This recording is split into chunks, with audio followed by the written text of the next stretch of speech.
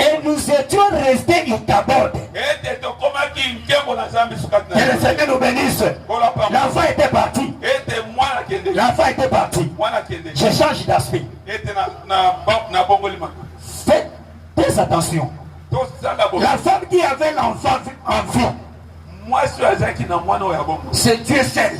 Et l'humanité tout entière, nous avons perdu notre fils. Celui qui avait le fils vivant, c'est notre Dieu qui avait la vie éternelle en lui. Et l'humanité tout entière, nous étions sans vie. Nous étions sans Dieu. Mais pour que l'enfant nous soit restitué, il a fallu que le Père vienne. Que le Seigneur nous bénisse. Voilà pourquoi, pour que Salomon puisse restituer l'enfant, Salomon va demander l'épée. Où était l'épée? L'épée était dans le fourreau. L'épée était dans le fourreau. Mais on devait faire sortir l'épée du fourreau pour que l'épée puisse restituer l'enfant. Le véritable épée, c'est le Seigneur Jésus.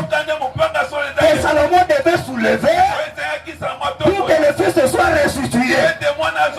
Que le Seigneur nous bénisse.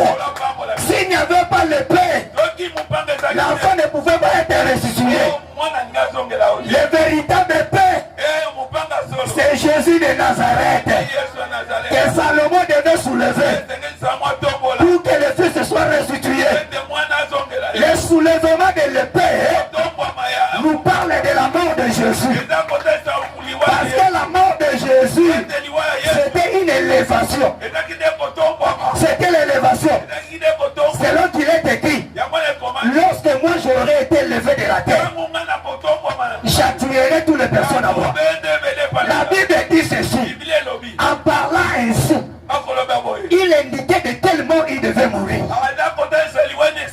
C'est que Jésus appelait sa mort l'élévation. C'est que élever l'épée, c'est tuer une personne. Que le Seigneur nous bénisse. Que le Seigneur nous bénisse. Et lorsque l'épée était élevée, l'enfant était restitué. Que le Seigneur nous bénisse. Je dis à quelqu'un, l'enfant que nous avons perdu en Éden nous a été restitué à la croix du calvaire.